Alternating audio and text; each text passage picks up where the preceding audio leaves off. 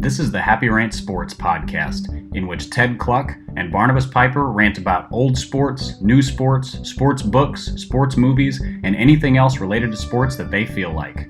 Enjoy.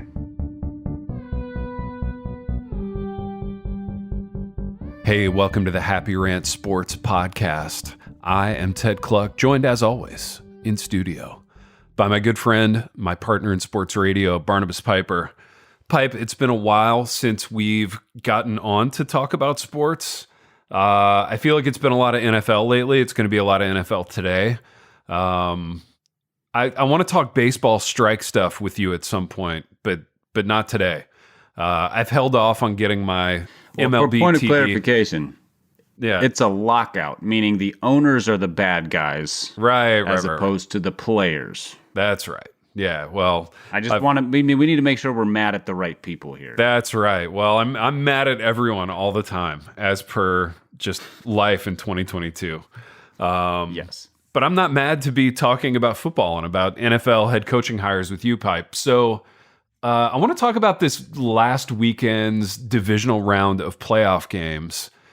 In that they were all great, but there's a couple specific things that happened in the wake of the Bills Chiefs game that I wanted to ask you, and I wanted to ask them as they were unfolding, but I knew we'd be doing this. So Bills Chiefs ended in overtime, ended in a scenario where the Chiefs won the toss, Patrick Mahomes drove them down and scored, and then the game was over. And almost I could set my watch by the text that I was getting from a certain kind of friend who wanted to complain about the NFL overtime rules. And these are the same friends that send me like spreadsheets about how college football should be realigned and how college football playoffs should expand. And I can honestly say I could care less about any of that, including the NFL overtime rules. Does that move the needle for you at all? Could you care less about NFL overtime and how they do it? Not exactly, but like rule changes in general, I just there's a big picture. Like I just want the game to be better. So like I hate targeting rules. Yeah. I hate the way that review is used because it slows everything down. So that ruins the viewing experience.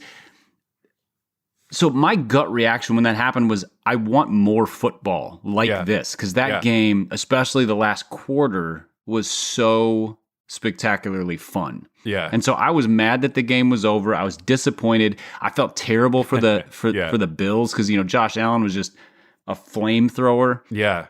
But as I'm trying to remember, I think somebody interviewed Kyle Shanahan and he shrugged and said, "I feel like if you want the ball back, you ought to be able to stop the other team." Yeah, that's a good point. And I thought about it and I was like, well, that is basically the baseline of football. Yeah. That's right.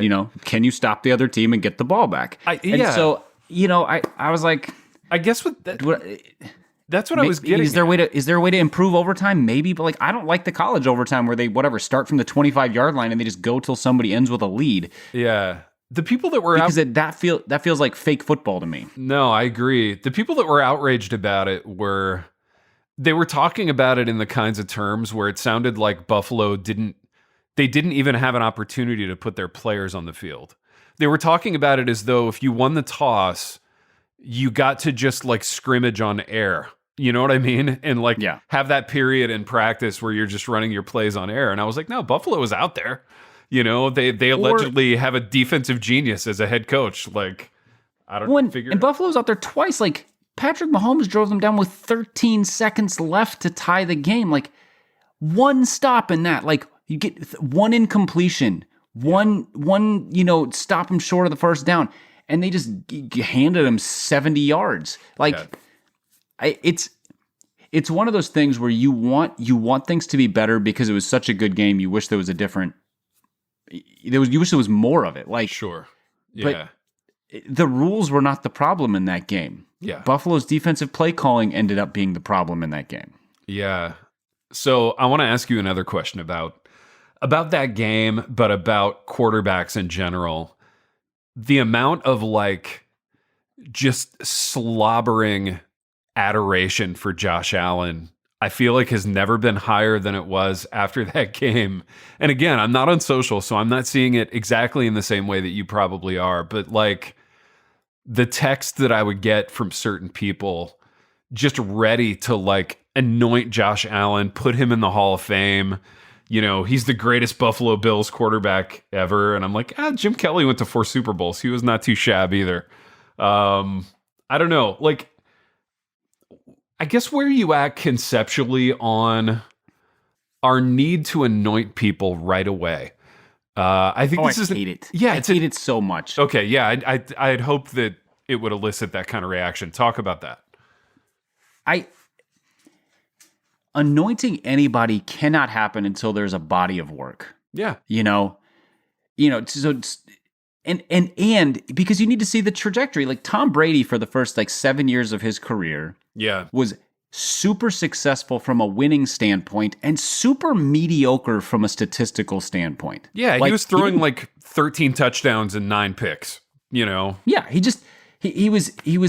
was the quintessential game manager. Right. Bill Belichick was the defensive whiz. They ran the ball 57 times a game with big backs, Corey Dillon and whoever else. Yeah. And then the game changed. They brought in Randy Moss. Yeah. Then there was, chapter 11 of his career. He goes to Tampa. Like, I think it's fair to say Tom Brady's the greatest quarterback of all time now. Yeah, I agree. But it took until the last, say, 3 to 5 years for him to cement that. Yeah. And so but the fact is, as soon as there's an agreement on that, people are looking for the next greatest. They're looking for the next great rivalry. And like, it's a failure to appreciate what's going on in the moment.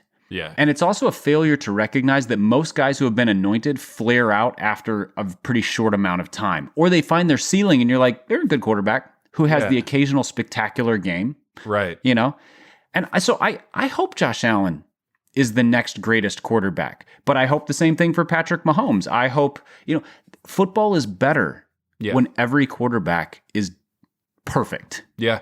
So, I want Matthew Stafford to be the best version of himself on the Rams. And that, that game against Tampa was really fun to watch because you're like, my gosh, we haven't had a chance to see him do this. It was great. And so those kinds of things are, the anointing thing. And you see it a ton in basketball because basketball is a little bit more one-on-one matchup stuff, where players can go against each other. And fans just love to be like, who's the greatest? Well, I mean, I think it's MJ. I think LeBron has an argument. I think Kareem has an argument. I think Bill Russell had an argument in his day, although that's a different era. And anointing the next whatever, it just takes away from the like, but do you realize how good they are right now? Yeah, that's right. Because if you anoint them the next whatever, you're just setting yourself up to be disappointed in their career as opposed to going, I got to watch one of the best shooting guards ever, or one of the best quarterbacks of the last 15 years, or somebody who plays the game differently than everybody else. Like, I think Josh Allen's unique because he's what we wanted Cam Newton to be. Yeah. And he's better at it. Yeah. An insane athlete who can run people over with a cannon of an arm, who's learned how to be a pretty nuanced and efficient passer. Yeah. And I don't know. I feel like we rob ourselves of enjoyment by doing the anointing thing. I know. And it speaks to that, like, we want to have a take so that we can eventually be proven right about having the take. But nobody has the patience to actually like wait it out. You know what I mean? Or go back and be like, hey, that take you had 7 years ago was so stupid. Like, there's a Twitter account called Old Takes Exposed. Okay. And it will go back and find tweets from like Stephen A. Smith or whoever, political takes, and be like, hey, that was pretty dumb. But I feel like if you're going to, there ought to be some, especially if you're getting paid to say this stuff publicly. Yeah. There ought to be some record of it. Sure. Like, for example, we had a listener who it was very kind, but it was very funny, called me out on Twitter for our preseason predictions about this NFL season. Okay. Apparently, and I vaguely remember saying this, I said the Bengals might win 6 games, and I thought they were going to be garbage because I didn't have any faith in their coach, and I thought Burrow was coming off an injury. Yeah. And I responded to him, and I was like, man, I love that I was wrong. Yeah. Because they're an awesome They're watch. so fun. Yeah, absolutely. They're so fun to watch. I want Joe Burrow to be the best quarterback ever, right up there with Josh Allen and Patrick Mahomes. Right. And so, like, Old Takes Exposed, but like, I'm okay being like, I said that because I thought it was what was going to happen. Yeah. And I'm so glad I was wrong. I want most of my negative takes to be wrong because Yeah. sports are better when everybody's healthy and good. No, that's a great point. Yeah, to that point. And then I have a question about the Brady Stafford game. But I had a take in the preseason about how Jimmy G was going to carry the 49ers to a Super Bowl appearance and keep Trey Lance on the bench. And like mid-season when the 49ers were kind of cheeks, I was like, oh, that take didn't age well. And I think I even said it on an episode of this program. But it occurred to me at some point last weekend that I was like, oh, that take has actually aged pretty well.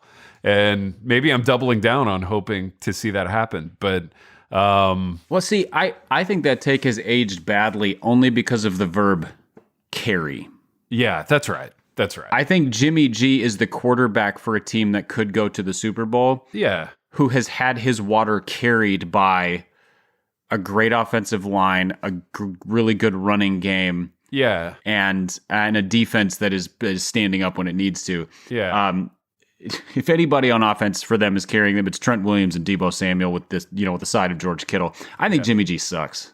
Yeah. The more I watch him play, the more I'm like, oh, he's bad. He misses throws. If it's not perfectly on time, he can't do it. Like, Yeah. I thought he was like Kirk Cousins with a fair salary. Yeah. He's worse than Kirk Cousins by a fair margin. And that's hard for me to say because that's a mean thing to say. Yeah, it is, except that, and maybe this is the philosophical conversation that I've been wanting to have around Jimmy G.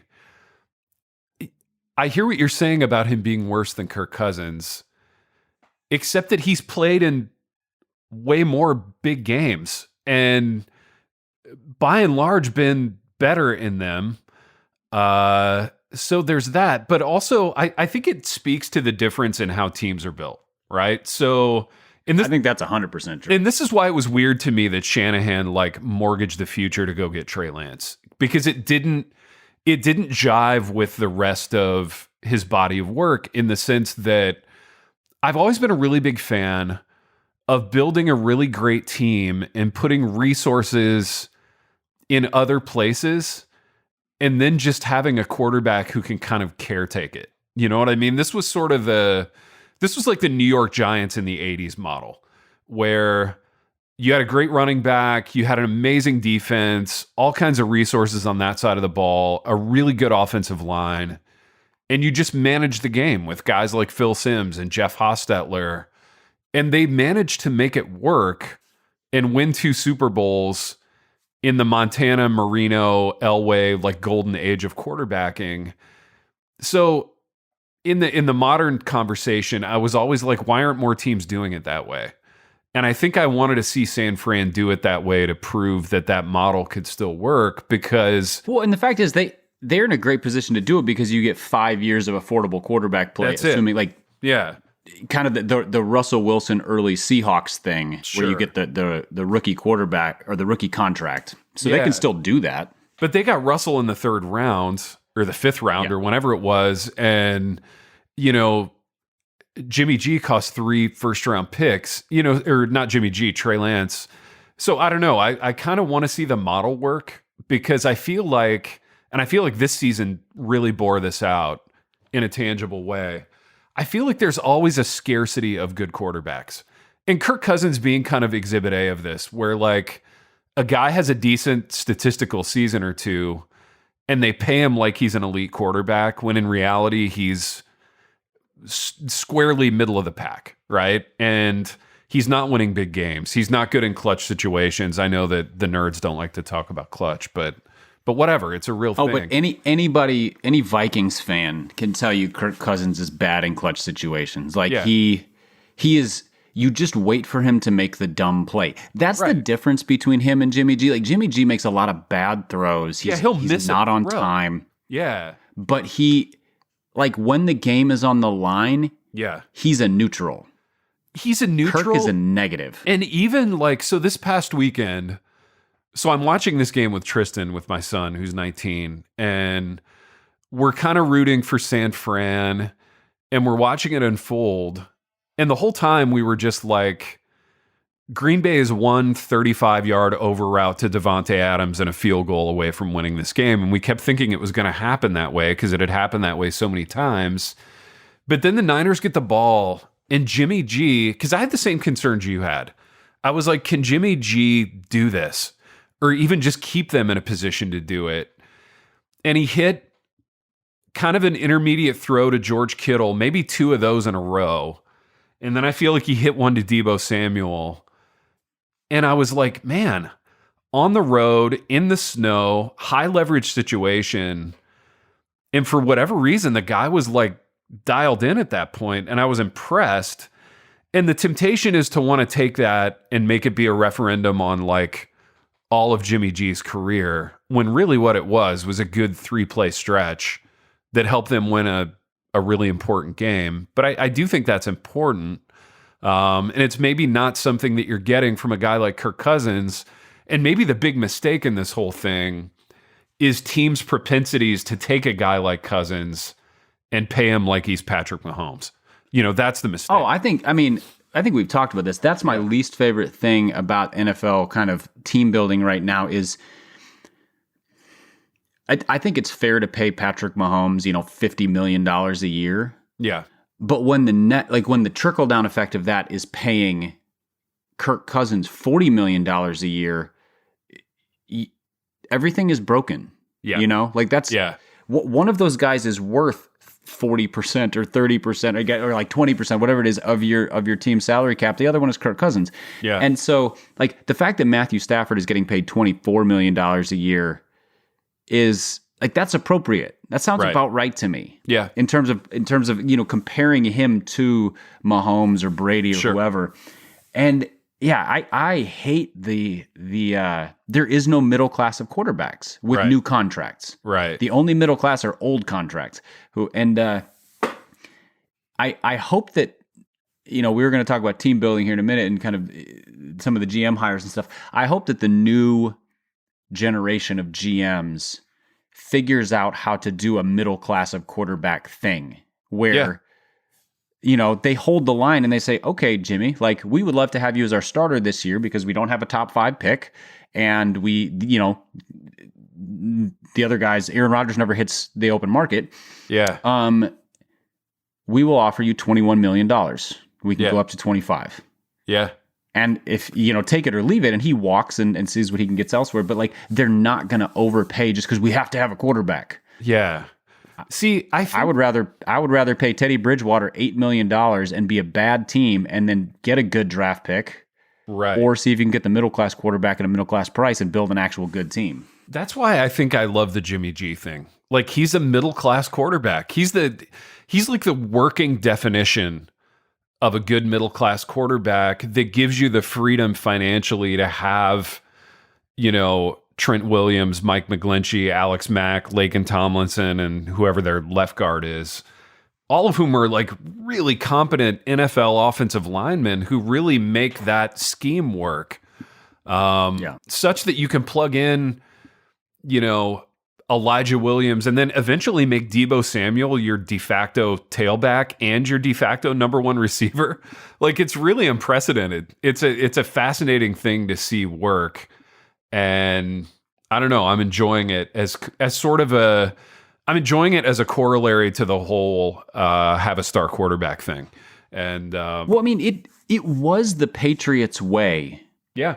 For a long time. And it kind of remained that way because Tom Brady never demanded the salary that he could have. He basically took the team. He was never the highest paid quarterback. He wasn't even close. Yeah. And so before he was a star, he was a middle class quarterback for a long time, kind of in what they asked of him. Yeah. Like obviously he's blossomed into something a lot better, but it allowed them to pay a lot of guys middle class salaries. So they had competent NFL players across the board and a few stars.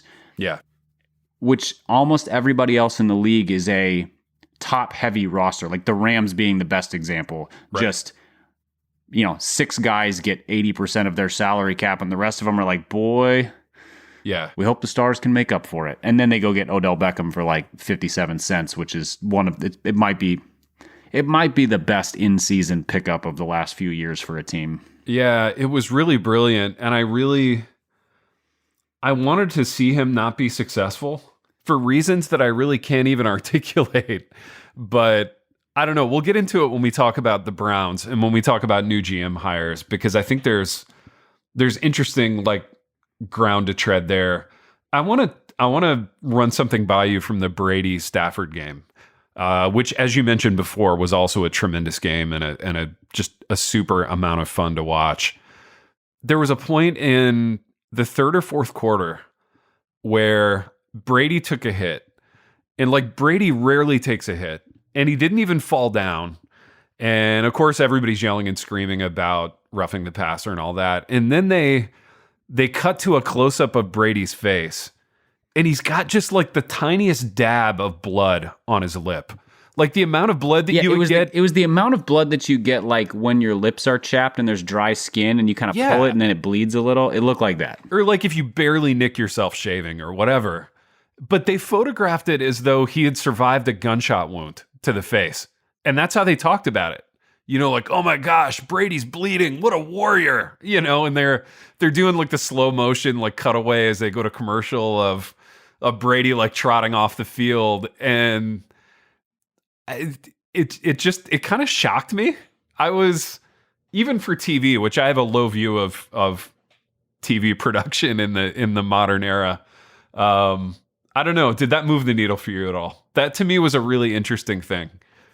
I watch most games either on mute or near mute because I don't have the patience for the blathering idiocy of almost any commentator. Yeah. Like, no matter how good people think Tony Romo is or whatever, I'm like, I can't listen to his voice for 3 straight hours. Yeah. I can't do it. And so I will turn, if I'm watching and I look away and miss something or there's replay and I'm not totally sure what's going on, I'll turn it up to get an explanation. Like, yeah. I don't need them to tell me what's going on in the game. They Yeah. add nothing to me. So yeah, I didn't get the full experience of that simply because I didn't hear them, you know, gushing and oohing and eyeing and you know, man worshiping Tom Brady. It's just funny, although dude. nothing that you say surprises me.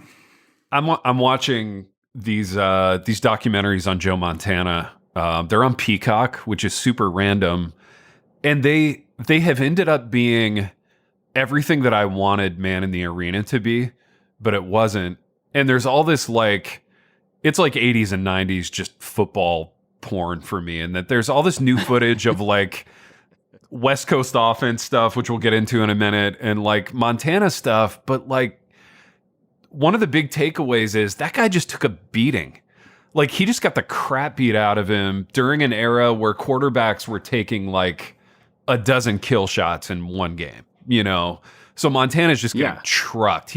Even when he releases the ball, he's still getting like blindsided by Lawrence Taylor and driven into the ground, and like he got his back They used broken. to give like a 2-step. There was kind of an understood 2-step rule. Exactly, that was the rule. I mean, it's kind of like traveling in the NBA. You know, you look in the 50s and there was no steps, except it's reverse. And now guys can take like Euro steps plus 3 hops and then get their shot off. Oh my gosh, whatever. Yeah. You can start like stepping. You get barely inside the 3-point line in the NBA, and you're kind of allowed to just carry it up to the rim if you're a long enough person. But and I feel like in the 80s and early 90s, it was basically they looked at the defensive lineman and they're like, well, you were across the line of scrimmage when he threw it, so sure, you get a shot. Yeah, exactly. You know? Like, exactly. Just a full running shot into the sternum of the quarterback. So just the savage beating that like Montana took and guys like Troy Aikman, and Brady gets like a nicked while shaving amount of blood on his lip, and we're talking about it like he survived a gunshot. That was amazing to me. And also, I'm really glad the Rams didn't blow that game. Nothing against the Bucs. I was so nervous they were going to. Yeah. I don't know. And I like Brady, and I like the Bucs actually. Like, I really love their roster and how they've done things, and I love their offensive line. They're super fun to watch. But as a long-suffering Lions guy who has kind of adopted Stafford as a guy to like we always liked Stafford, and he always took a beating in Detroit. To see him winning is really fun. Man, as a Timberwolves fan, what Stafford is doing now is not dissimilar from what Kevin Garnett did with the Celtics. Yeah. And I saw this great video clip after the game of, you know, so they close it out, hit the big pass, win the game, and it's of a Lions fan, like a lifelong Lions fan, wearing his Lions Stafford jersey, doing just full out losing his mind, cheering in his living room. His girlfriend took the video, and then a friend sent it to me and said, "Hey, didn't you do basically the same thing when KG won a title?" And I was like, "Yeah, exactly," because this guy was with a trash franchise for forever, gave it everything he had, never complained. Fans loved him, and now you get to see him shine on a real team. It's fun to see. Isn't that why you love sports, though? I mean, honestly, at like a really deep level, I think we do make connections to these people, rational or irrational. And then, when you see them succeed or you just see a great game, like I would say I didn't have a strong rooting interest in any of the games. Like I didn't have an emotional dog in the fight on any of them. I wanted to see Green Bay lose, but that's like I think I did too. Saying I'm awake. That was probably as close as I got to like an emotional dog in the fight. And then when that happened, I was happy. But like I was just really happy to watch all the games. They were really good. The performances were really good. The Bengals thing has been a blast. I think they're operating at like max capacity. But I would be happy to see it continue, like a Burrow Mahomes shootout would be just a blast. So, the Titans lost. Thoughts on that? Like, I think Tannehill in our pantheon of like middle class quarterbacks, I think he's lower middle class now. You know what I mean? Where are you at on that whole thing? Oh yeah, I mean, it was pretty unsurprising to me. Yeah. I think so during the I don't know if there's any merit in this, but during the 90s, the Atlanta Braves won the division something like 14 straight times, 90s into early 2000s, and they won one World Series out of all that. And there was just this constant like they have the kind of roster and the kind of whatever that works during the regular season, but they don't have any of the guys who like step up come playoff time. Yeah. Well, I don't know how that works in baseball, but you see the same thing with like Tom Thibodeau as a coach in basketball. Maximizes the regular season, gets everything out of his players, and they get to the playoffs and like they don't have anything else to give. There's no other level. There's no additional strategy. I just feel like that's the Titans. Like the fact that they won 11 games is a testament to they figured out how to adjust and like everything they needed to do during the regular season. Playoff football is different, and they don't have another gear. They don't have Julio Jones is washed, and Tannehill's not a great quarterback. He can play fine in a system. Yeah, Henry was, he looked like he'd been out for 9 weeks or whatever. Yeah, and they're not good enough. They're not a good enough team to be a Super Bowl contender. Yeah, they're a Derrick Henry production, and I guess. So I made this argument in the preseason, like if Tampa loses Tom Brady for any reason, their season's over, right? Like if you have to go out onto the field with Blaine Gabbert, even though you have an amazing roster, it's over. Like it's a wrap. And I feel like the Titans are the same way, just with Derrick Henry. Like so much of what they do is wrapped up in things that only he can do. Like you take him away and they're playing with one hand, and... Well, yeah, and it's like the opposite of what you were describing with the 49ers. The 49ers, it's like, let's build a team where we can run a system and we don't depend on a player to do something. Right. Whereas with the Titans, it's like our offense is really simple. We ask very little of anybody, and we depend on Derrick Henry or why am I blanking on their wide receiver's name? A.J. Brown. A.J. Brown, yeah. Who really had a slow start A.J. Brown, to the season himself, Yeah, he's been injured all year too. He's just been on and off injured. And basically it's like we need 3 50-yard plays a game. Yeah, you're right. To win. Yeah. And if we don't get those, we need our defense to come up with 3 turnovers. Yeah. And so it's like it's big plays or nothing. Well, that's like look at that Niners Packers game. Like yes, there were big plays, but it was mostly like just slogging it out and making stops. And then the occasional play to kind of grind field goal position to a place. I don't know. I think the Titans are built badly. Yeah. To at their premium positions. I think they have a really solid defense. Their offensive line has been solid. I don't mean like they have a garbage roster. No. But it's too dependent on Henry, which means that if he goes down or if he like the team just loads up to stop him, I don't know. I don't trust Tannehill to win a game. That seems ridiculous to me. Dude, here's a theory. And I've kind of been doing this thing with my two friends, Corey and Jack Hartman. Shout out the Hartman boys, who are fans of this program and huge NFL fans. We've kind of been doing via email like roster autopsies of our favorite teams, where we just go like position group through position group and talk about what needs to happen and what did happen. And I'm wondering with the Titans, and I don't know what their cap situation or even where Tannehill is in his contract or if this would be advantageous. Do you just go, okay, we've got this lower middle class quarterback. Would we be better cutting bait on him completely and just going completely bargain basement at that position, i.e. either a rookie or somebody like Josh Rosen or Mitch Trubisky, somebody like off the scrap heap in free agency, and go. See, I don't think that's ever the right answer for a team that's that is a rebuild move. So the only reason you do that is if you're like in cap hell, and you want a top 5 pick next year.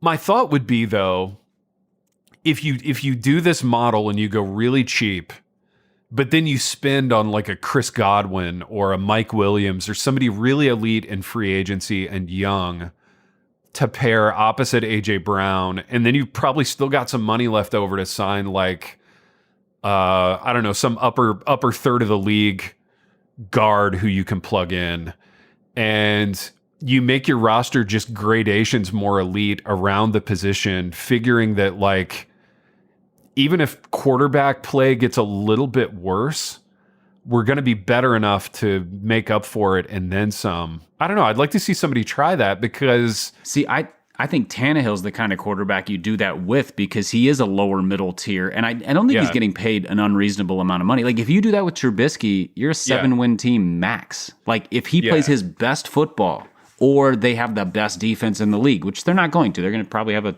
solid defense. But see, I think Trubisky is actually just younger Tannehill in that Trubisky took the Bears to the playoffs twice, or rather the Bears went to the playoffs with him on board. I could envision a world in which the second act of Trubisky's career is a lot like the second act of Tannehill's career. And that's implying that he's able to progress in similar ways. But I don't know. I think you put him on the right roster and under the right. There is something to be said for the fact that since coming to Tennessee, Tannehill has been in a very stable, defined, quarterback-friendly system. Yeah, and Trubisky was playing for the Bears, who haven't known how to run an offense since Walter Payton was their offense. Yeah, no, you're absolutely right. Like, you're joking, but you're completely right. And as an NFC North guy, you've seen it year in and year out. I don't know. I just think it's... in my lifetime as a fan, I have not been scared of the Bears offense. Yeah, I just think there's some creative out-of-the-box type options. So let's say in a hypothetical world, the Vikings were able to like extricate from Kirk Cousins and his cap number somehow. Then whether you put in Kellen Mond, whether you sign a Minshew or a Trubisky bridge type guy and go cheap there, I don't know. I just think it opens up fascinating possibilities elsewhere on the field. And to me, this is where like football analytics makes sense. And where it doesn't really make sense is the like play calling application that we're seeing applied to like really mixed results. So you had Philly basically like running their franchise on a PFF premium subscription. I think they were just using that to like run their team for the first 9 games of the year. And they weren't running the ball at all, despite their running back being their best player. If they were running the ball, it was only Jalen Hurts. But then they got more balanced at the end, and they actually started. I was going to say, games. Do you mean by their running back? Do you mean their quarterback? So I was thrown there for a second. No, I know it, but like to me, I think the financial kind of implications of analytics in the NFL are a lot more interesting than like the play calling implications. I would rather leave play calling to football people, and I would rather maybe leave finances to like eggheads and football people. But when the eggheads try to do the football stuff, I think it doesn't go well. Which is why, and maybe this is our bridge to like GM and coaching hires, you're seeing some like egghead type movement in the GM realm. So let's talk about the Vikings. I assume this guy is like an analytics egghead because he went to an Ivy League school and he came from the Browns. What do you know about your new and GM? he has a background on Wall Street, and so he's definitely so his name is I don't know if I'm going to get it right, but Kwesi Adolfo-Mensah is their new GM. He's young. Yeah, he has a Princeton and Wall Street background, and then worked for the Browns. And I think he's worked for a couple other organizations too, but primarily the Browns. Yeah, it's interesting. What do you, just as a Vikings fan, like? What are your thoughts on it? With that being one paradigm, and then the other paradigm being like, I don't know, the grizzled football guy who worked his way up from scout to assistant GM or whatever. What do you think of that model? So at the GM level, I'm intrigued by the model of people who with kind of an economics background, because so much of building a roster is economics. Yeah. It's not even looking at the players. Obviously that's important, but it's looking at the investment. Yeah. We have X percent of our money tied up in X position, which generally produces X amount of value, Yeah. And so, with the Vikings, they have been a top-heavy team for the last several years. They keep swinging at with one or two moves we can compete for the conference title. In 2017, 2018, they were closer. Now the last few years they've been pretty middling, and so I hope, like, I look at the Browns roster, and I'm like, outside of Baker Mayfield, that's a good team. Yeah. And Baker's not a disaster. I just don't think he's a franchise quarterback. I think he falls into that lower middle class quarterback that we're talking about, where, if he was paid the right amount of money, he'd be acceptable for a team, but he's probably he's never going to be better than Jimmy G is now, I don't think. Yeah. I could be wrong. I hope I'm wrong, but so if they learn how to build a roster that looks like the Browns, you're like strong up front, solid talent on the outside, and the Browns had better talent on the outside until they just cut bait with Beckham, which was, I don't know what was going on there, but he's proven himself to still be a good NFL receiver. Yeah. I like where that's going. It seems to me the best coaching hires in recent years, although it's hard to, teams turn over so fast, it's hard to say, but you think about McVay with the Rams, I think Brandon Staley with the Chargers, and some of these guys they're just a different model of coach, where they're not like, I do this side of the ball, you do that side of the ball. They're just sort of the crusty old guys, but they're definitely football guys. You hear Sean McVay talk football, the game is his life. Yeah. But he's open-minded. Yeah. So you see them do different things. They can be run heavy, they can be pass heavy, they can go heavy personnel, they can spread it out. He went and got his quarterback, and they played differently this year. Yeah. And you look at that and you're like, I want a coach who can do that, not just a guy who's like, this is my system. No, you're absolutely right. That's Belichick. Basically what the Vikings have been the exact same team for the last 7 years. They run the exact same defense, and teams have more or less figured out how to beat it. Yeah. And they've run the same Kubiak-esque offense, which is good, but has never been great. Yeah. And I would love to see somebody who's willing to kind of go, oh, let's roll with the punches. We're gonna actually scheme instead of system. Dude, so let's zip through the Vikings list of head coach interviews. I'm gonna zip through them real quick, and I just want your knee-jerk reactions to all these names. Yeah. Because the names themselves represent different types of people. Todd Bowles.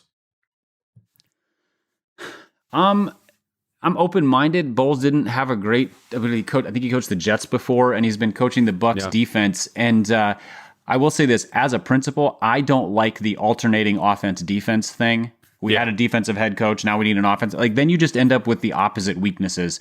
Yeah. And so My guess is that Bowles is probably in a position to do a way better job this time around. Having been on a team where the offense and defense are balanced, he's hopefully learned from some mistakes. I'd be neutral, but trending optimistic if that was the hire. Yeah. Okay, next one. Jonathan Gannon. He's the current Eagles defensive coordinator. I don't know much about him other than the Eagles weren't that great. Your thoughts? I've heard him compared to Brandon Staley, except that Staley had a lot more success. Yeah. And I think the only thing they have in common is that they're young.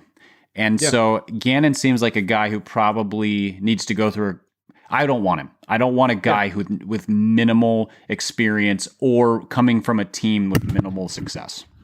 Also, I'm not sure how bullish I am on Staley. Just after Staley's body of work this year. And again, vis-a-vis are we anointing people too soon thing. I want to reserve judgment, but I'm not sure how good Staley is. So here's a quick word on Staley that I would just say trends positive. He was a defensive coach who came in, and the Chargers' offense actually was as good or better. Like their star quarterback took a step forward this year under a new head coach and a defensive head coach. I think that trends positive for him because that means he is learning things about how to lean on the appropriate stars and not just come in and go, we're doing things my way. It's a defensive team, yada, yada. Yeah. No, it's a good word. Next one, Kellen Moore. Cowboys offensive coordinator, kind of a darling of the okay. Talk about why. He's 34 years old, 33, and that can work. It worked with Sean McVay, but that's about the only time. Mm-hmm. And I don't think Kellen Moore is a genius. Yeah. I think the Cowboys offense wasn't that good this year. And yes, they had a lot of injuries, but like he has gotten credit for a 5-game stretch of Dak Prescott's career where Prescott looked like he was going to break the passing record. Yeah. That's it. And he's worked with 2 different head coaches. That's a positive because it shows something about his ability. But like, I would be perfectly content if another team paid him he can be, I don't know, whoever's still looking for a coach. Yeah. If the Bears hired him, I wouldn't be scared. Let's put it that way. Yeah. That would be a very Bears thing to do. I wouldn't put anything past the Bears. All right. Next one. This one's kind of interesting to me. Kind of on the Todd Bowles level. Raheem Morris, Rams defensive coordinator currently. Yeah, I would be wide open. The one thing I like about Raheem Morris as opposed to Todd Bowles is Raheem Morris is in his mid-40s and Bowles is close to 60.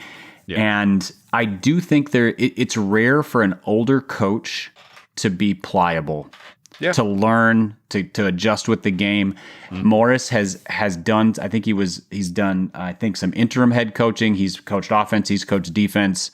He's coached on some good teams, teams that that have been very successful during his tenure. I'd be pretty bullish on that hire, I think. Yeah. Next one, Rams offensive coordinator Kevin O'Connell. Young guy, was a backup quarterback in the league, had a cup of coffee with the Patriots. Kevin O'Connell's claim to fame is that he's been like amazing coach adjacent for a long time. Like he's done the Shanahan thing. He did the Pats thing for a while. Yeah. He's an interesting guy on that level. I would be nervous about this because remember 2 years ago or whatever it was where every coach that got hired was like, oh, he's friends with the cousin of Sean McVay. It was after McVay's first year. I just kind of wonder if he gets the shine from the people he's around. Yeah. Maybe he's a great coach. Yeah. But I don't know. I'm skeptical. Yeah. Next one. Dan Quinn, Cowboys defensive coordinator. Again, I don't want him. A lot of love for the Cowboys coordinators in the head coaching cycle. Dan Quinn has done it at a high level before. But you don't want him real quick. Why? Because of how he coached that Falcons team. You know, there was the aspect of like, yes, he was a defensive coach who had a bad defense. Yeah. That team was good when Kyle Shanahan coached their offense, and then were bad when he left. Yeah. And Dan Quinn, you know, and I think he's a great defensive coordinator. Dallas's defense was really fun to watch this year. Yeah. But yeah, no, thank you. I hope the Bears hire him and continue in utter mediocrity. Maybe they can hire him and Kellen Moore as co head coaches and then continue in mediocrity. Again, not putting anything past the Bears, that's for sure. Last one, as far as head coach interviews that the Vikings have conducted, DeMeco Ryans, 49ers defensive coordinator, young guy, mid-30s. I remember when he was a player, played for the Texans. Thoughts on DeMeco Ryans? I don't know. I would be intrigued. I think the hesitance here would be coaching experience. You know, there's something to be said for just having done different things in the league for long enough. Yeah. And he's pretty, I mean, he had a long playing career. He was a really good player. I think San Fran, I think they've had a good defense, you know, depending on health. So I wouldn't hate it. Yeah. He feels like a blank space to me. So again, it'd be like neutral, skeptical, but open to optimism. Yeah, if we're doing do the opposite thing, getting a young guy after you've just gotten rid of like an old crotchety guy in Mike Zimmer, it would kind of make sense if we're doing that kind of approach to it. I really wish they would bring in Eric Bieniemy, frankly. Not I mean, at least for interviews. Like he should be in the running. Dude, the Bieniemy thing is fascinating to me. Like, and the narrative there is, oh, he's a bad interview guy. And I'm like, how bad can he be? Like, look at the Chiefs. Like, that's his body of work, you know? It's pretty dang good. And Bieniemy's been kind of multiple in terms of how he's done problem solving over the years. You know, you get iterations of the Chiefs offense where they run a little bit more, they let Mahomes freelance a little bit more, but it's been good. Yeah, he's been assistant coaching at different levels for a long time. Like I think he was the running back coach of the Vikings for several years, and maybe that's it. Maybe he's just a difficult personality to get along with. But Andy Reid seems to like him, and Andy Reid is one of the most respected coaches in the league. There's something about So I also wonder if they're avoiding him because he's the offensive version of Mike Zimmer. Yeah, where Zimmer was a longtime defensive coordinator, a lot of success. Under some big name head coaches, was a bad interview, strong personality. Finally got his chance at like 58 or 59, and you know his body of work with the Vikings was overall successful. You know, several games above 500, multiple playoff appearances, but it wasn't like you just get to the point where you're like, oh, that's your ceiling. Yeah, and I just wonder if they see the same thing in Bieniemy. I don't know. If you could bring a little bit of Chiefs to the Vikings on the coaching front, like I don't know. I think he deserves a shot somewhere, and I wouldn't be mad if it was the Vikings. Yeah, it'd be interesting. I think the Vikings are among the more attractive vacancies that there are in this cycle. You know, certainly more than, I don't know. What's a better job, the Vikings or like the Giants? I think the Vikings because of the ownership group. Yeah. I think the Maras are a disaster, as has been shown by their structure and all that stuff. The Wilfs are a pretty hands-off ownership group who's willing to spend money.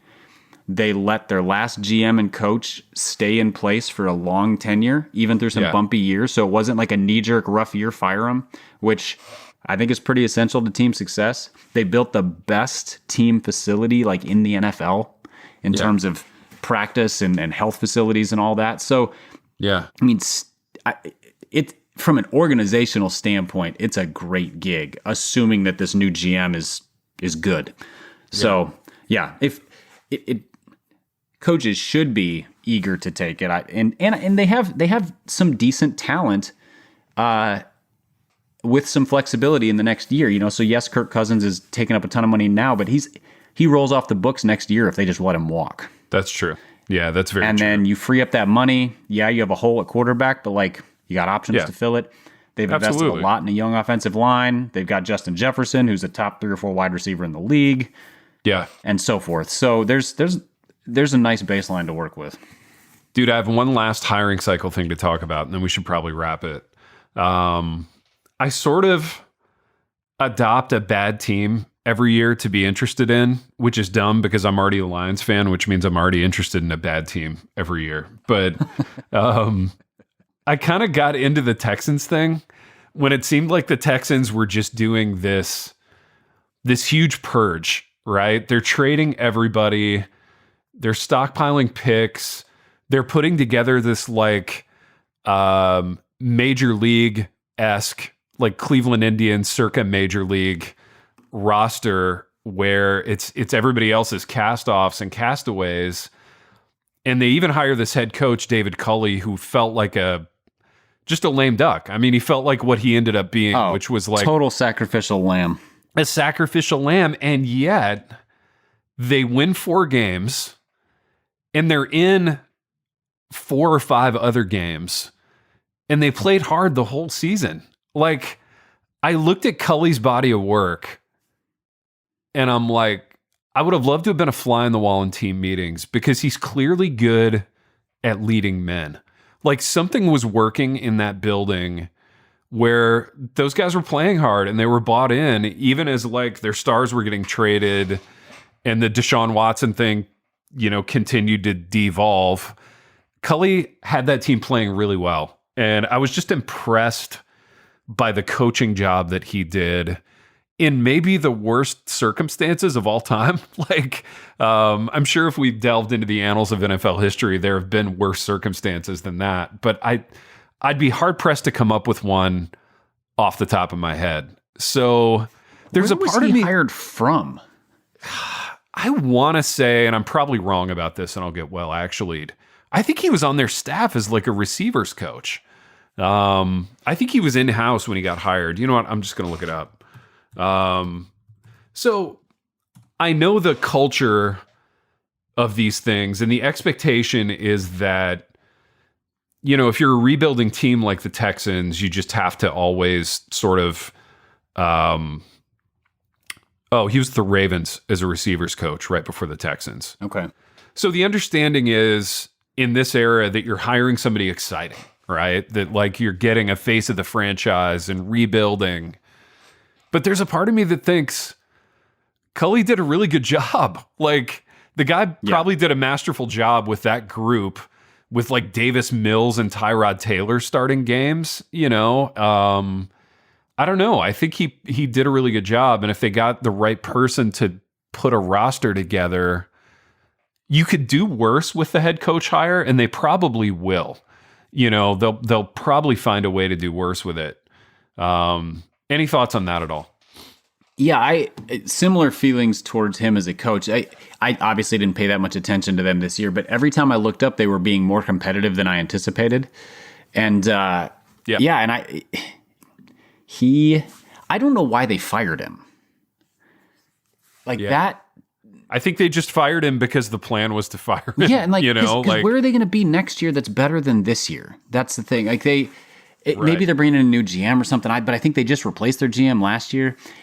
Yeah, I think he proved himself to be a very good NFL coach. I think he knew what he was walking into. Like, I don't think anything was a surprise, but it seemed to me that he deserved a shot to hold that job for another year or two as they started to rebuild things and just see, like, can he coach talent, not just a dumpster fire of a roster, not just castaways.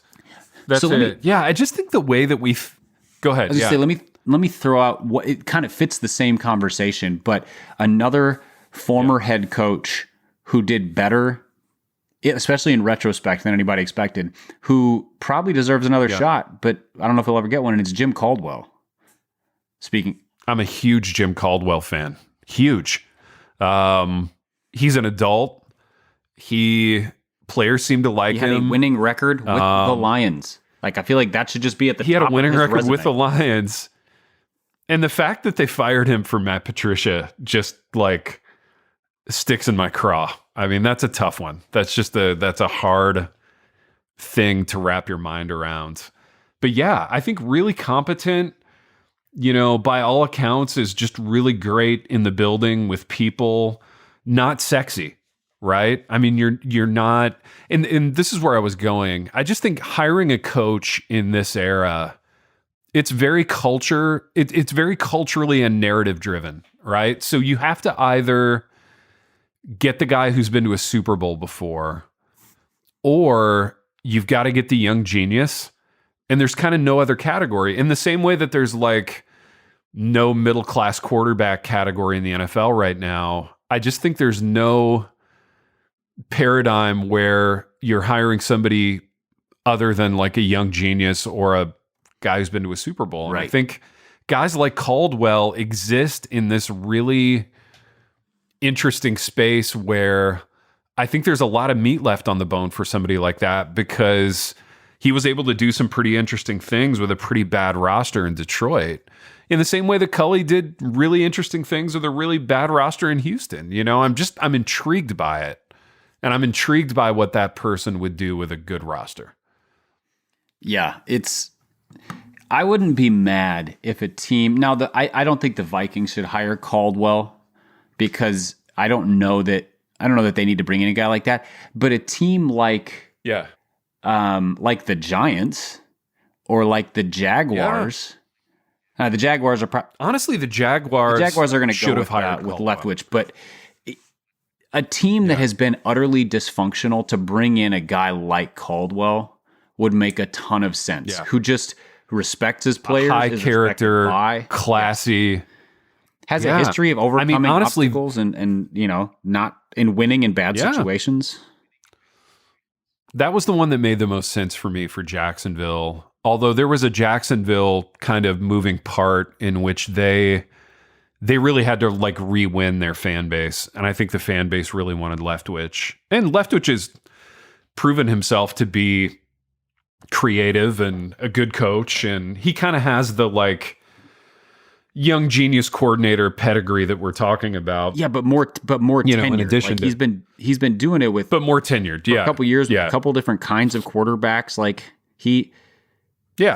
they had a good offense with Jameis Winston at quarterback under him. So I'm just going to go ahead. Like, I feel like just like Caldwell can be like, I won with the Lions. He can say, I put up a ton of points with Jameis Winston. You can just kind of go, okay, well, that's what he does.